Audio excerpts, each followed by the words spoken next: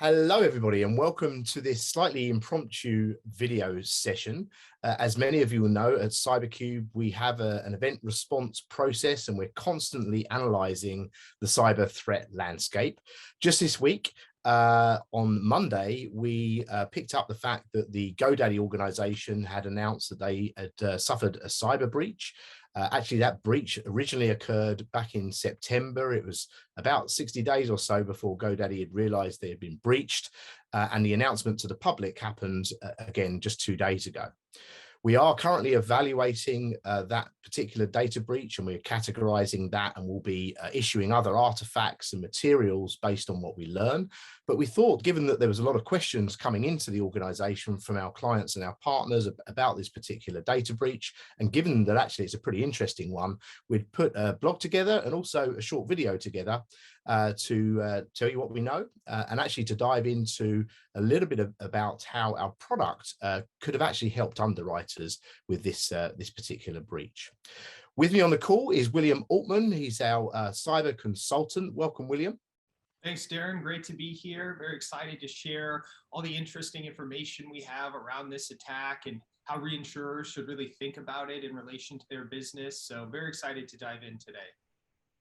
Yeah, looking forward to the discussion. So why don't we just kick off with the basics, William? Could you give the audience a sense, for those that don't know, what GoDaddy is and also what WordPress is, because these are two pretty well-known brands. Certainly, I think most people at least would have heard the brands before, but perhaps we could just define what those two organizations are responsible for. Yeah, Darren, this is really important information to understand when diving into an attack like this. GoDaddy is one of those companies, I guess WordPress is too. They're both these companies that could be considered backbones of the global public internet. GoDaddy is what's primarily known as a domain registrar. So when you go out and you try to set up a website, you have to buy a domain for that website. GoDaddy will let you do that. But they realized at some point in their business that it would be helpful if they could also allow their customers to not only buy domains, but also host those domains on their servers. So they became a website hosting company. And today they offer a service specifically for clients that use WordPress to create their own websites, for them to host those websites on GoDaddy servers. So in this attack, we're looking at a situation where GoDaddy's very specific WordPress managed customers had their data breached. That's why these two entities are really important to understand in this attack. And fair to say, I think both those organizations are, global organizations responsible for many millions of clients, many millions of websites and credentials embedded in their systems. Absolutely. WordPress alone underlies probably 80% of the global public internet. So many websites are built with their infrastructure. GoDaddy itself is also just one of these fundamental components of the internet, such that you can't have websites or host websites without GoDaddy. They're not as like a DNS provider or a CDN provider, but they're right up there in terms of their importance to the internet. That's useful information, and we're researching this breach right now, and in the coming days and weeks we'll have more and more technical information about exactly how this may have occurred, and very importantly how people can in the future protect themselves from these sorts of breaches. But we do have a sense already, I think, William, as to the sort of data that's been exposed in this breach. Could you give us a bit of detail around that? Of course. And for that, Darren, I just want to switch my slide here real quick. Just some basic level setting information about this attack that we're going to run through, in addition to the types of data. So you had mentioned that GoDaddy disclosed this attack to the SEC on November 17th, but they actually found out about the breach on September 6th. So threat actors in the system, 60 to 70 days, it would suggest that they were looking for something fairly specific, that they were on the hunt in this network for a type of data that could help them achieve some larger aim. That's important to keep in mind when we start talking about the potential impacts of this attack and what could have been the worst case scenario. That being said, GoDaddy is conducting an investigation. They are helping some of their current customers reset credentials. They're taking the necessary actions to remediate this threat. They also did lose 1.2 million active active and inactive WordPress customer email addresses, their customer number, and then a number of other different login credentials associated with their hosting service were also exposed. GoDaddy itself is actually able to reset quite a bit of those credentials. The one thing they can't really do is reset the email addresses of their customers. So these email addresses are now out there for sale, potentially on the dark web. They're in the hands of the threat actors. They're very likely to turn up in widespread phishing campaigns, potentially even business email compromise campaigns. Any sort of attack that's going to leverage an email address as the primary vector for which it's achieving its aims is going to look, heavily at a data set like this as an opportunity. So that's really the type of data and what happened here. We can go into some more detail about how exactly GoDaddy was breached, but I'll stop there and see if you have any further questions on that one, Darren. Yeah, I think that's pretty sort of comprehensive, William. I just want to make sure the audience understands the implication here. So we know that phishing is, often the preferred method of attack, certainly at the front end of even some of the major attacks that we see that, can end up being, catastrophic. So what we have here potentially are now criminals buying these credentials and knowing that these credentials are linked to GoDaddy. So you can imagine an attack whereby the attacker is pretending to be GoDaddy, knows that the email address that they're going after is affiliated with that organization and is a client of that organization, making that phishing attack very, very believable. And in a social engineering perspective, making it much more believable perhaps than if this was just a phishing attack from a brand that perhaps that user is not affiliated with. 100%, Darren. That's what we're facing here as a result of this attack. A heightened level of risk for all of those entities that had their email addresses stolen when it comes to social engineering attacks. To draw that to its natural conclusion, the more effective the social engineering lure is, the more likely the individual on the other end of that is to click on a malicious link or attachment that could contain some sort of malware, credential harvesting malware, maybe even ransomware. So fair to say, William, then, that this is going to be yet another one of these kind of attacks with a very long tail. We'll probably never know the full implications of that data being lost. We can fairly well assume that somewhere down the line, attackers, are going to use those stolen credentials in some way, but that could play out over years, and we'll probably never know the enormity of the impact there. Absolutely. That is the nature of these large-scale data breaches, Darren. We're not quite sure where that data ends up and how it gets used, but we know threat actors are not going to let it go to waste. That being said, this was not a catastrophic attack yet. This isn't something where GoDaddy itself was hit or its customers experienced widespread downtime associated with their websites. Instead, we really just see this attack as an issue, a big deal because of the data that was stolen, but also a warning sign, sort of a shot over the bow for reinsurers to now again consider the implications of attacks on single point of failure technologies that can lead to catastrophic damages. So for example, CyberCube models 29 different catastrophic cyber scenarios in our portfolio manager solution. We enable our clients to understand their financial exposure to these events. 2 of our scenarios include GoDaddy itself as a single point of failure. In one of those scenarios, we're actually showing a worst case scenario in which lots of data is stolen from GoDaddy, including email addresses of their clients. And then those email addresses end up in a widespread phishing campaign where credential harvesting malware is dropped onto different networks and self-propagates itself by using those users' contacts against themselves. So there's a lot of technical detail associated with the kill chain with that scenario. But I just like to highlight that CyberCube has been considering GoDaddy as a key single point of failure since the very beginning of our portfolio manager solution. It appears in 2 different scenarios today. And many of the people looking at this video will indeed be CyberCube customers. They may even be using our portfolio manager product, and that's where this scenario catalog really comes to bear. So how should insurers, reinsurers be thinking about this event in relation to CyberCube scenario catalog? Yeah, so we don't have a one-to-one match for this event. And that is because, like I said, it's not actually a catastrophic event yet. It's just a very large-scale data breach that we need to consider alongside the myriad other cyber threats out there in the wild. However, when we think about GoDaddy, and we think about maybe an attack on GoDaddy itself, a ransomware attack, for example, that could shut down GoDaddy, we start to understand the implications of this single point of failure in relation to catastrophic attacks. That's really where CyberCube's portfolio catalog is going to come into play here. You're going to be able to understand your exposure on a portfolio level to GoDaddy if it were to be attacked or to go down. The other scenario that we have is one that's been sort of tried and tested in the reinsurance community for a while now. It's the revocation of a leading certificate authority. This is also very complex technical internet stuff, but I'll try to break it down here. Essentially, every website has a certificate. For example, Nike.com. You know you're visiting the real Nike.com because their certificate is up to date and valid.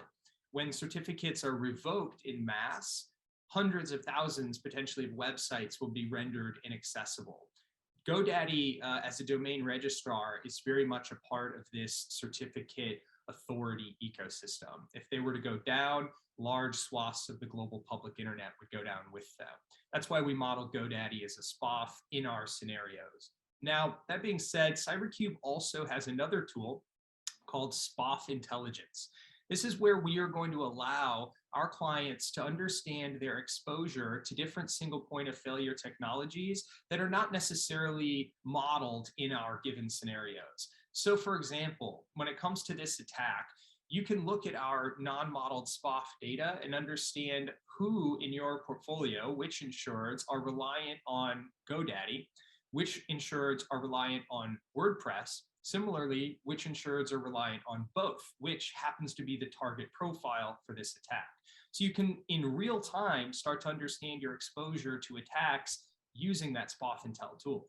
And it's fair to say, you know, if we think about the breaches and the attacks of the past 12 months, we're seeing more and more of a trend towards criminals taking advantage of these single points of failure or SPoF. So if we go right back to a year ago, the SolarWinds attack, great example of a single point of failure. We saw Microsoft Exchange attack, didn't we, in April or May of this year? Right. Another great example of criminals using that single point of failure as their jumping off point. Kaseya in July was almost a SPoF within a SPoF. So the trend continues, I guess, and in this case, you know, GoDaddy being a single point of failure of choice for the criminal. So GoDaddy is obviously very well established, William, a critical service to many. How on earth did that organization get breached? Were there any warnings that could have told us that you know might have come true? There were, Darren. Let's dive in. Let's take a look at what's happening on GoDaddy's network that put them at high risk of having a cyber attack, including data breach in this case. But we're also going to see some signals in a second that give us an indication that this may have just been like, this may have been the least damaging attack that GoDaddy could have experienced given the signals I'm going to show. So let's dive in. I'll jump into right now CyberCube's single risk underwriting solution known as Account Manager. This is a product that underwriters today use to quickly understand the cyber risks associated with a specific account. We're ingesting terabytes of data to give you a look at all the different angles associated with cyber risk. We're able to give you a financial loss estimate around the average annual loss that a company may face given cyber attacks. We can even jump in and see just how much this data breach might cost GoDaddy. Let's go ahead and do that right now. Right before we jump into the signals, let's look at this conditional loss element. What we're doing here is ignoring the frequency of the attack for now and only looking at the severity. So for example, say this data breach for GoDaddy is a breach that falls within the 85th percentile of attacks. It's not the worst attack you could possibly see, the worst data breach, but it's also, it's not nothing. Maybe it's 85th percentile. That's about $11.3 million that it could cost GoDaddy. You can see here, we can also break that out into investigation, response, and more. Maybe this event was actually one of the worst data breaches in GoDaddy history. I'm not entirely sure yet. That still remains to be seen. But you can quickly see how the costs can skyrocket as the event gets worse. So this is one way in which we're modeling the financial exposure for GoDaddy itself, given this attack. Now you can just see how important it is to get security signals on the network early. As an underwriter, you don't want to face these types of losses with an account that you have exposure to.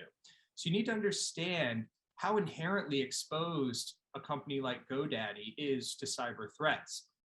What we're saying here is that the company has an exposure score of 81. And compared to close peers, companies in the same industry and of the same size, that's among the worst. That just is, indicative of the fact that this is a company that's heavily targeted by threat actors. It's a very attractive target. We've spoken about its importance to the public internet. It makes sense that they would be inherently very exposed to cyber threats. Where we really see the most concern is around the security score. These controllable cybersecurity measures that a company can put in place, largely based off of the NIST cybersecurity framework. We see things like exposed credentials, ransomware infections, end-of-life products, RDP open ports, software vulnerabilities, and even ransomware vulnerabilities, all on GoDaddy's network. These are very concerning signals. Possibly the most concerning signal is this exposed credentials signal. We know through GoDaddy's filing with the SEC that the original breach here happened through what they called a compromised password. This could be that the threat actor bought an email and password login combo from some dark web marketplace, found out that it worked on GoDaddy's legacy code base, allowed them to log in, and then compromise the system and steal the data. This is interesting because CyberCube's data flags high risk of exposed credentials for GoDaddy, about 270 records exposed in the last 60 days. So this would show that this is an early warning for a company like GoDaddy that they're at high risk of cyber attack for this vector.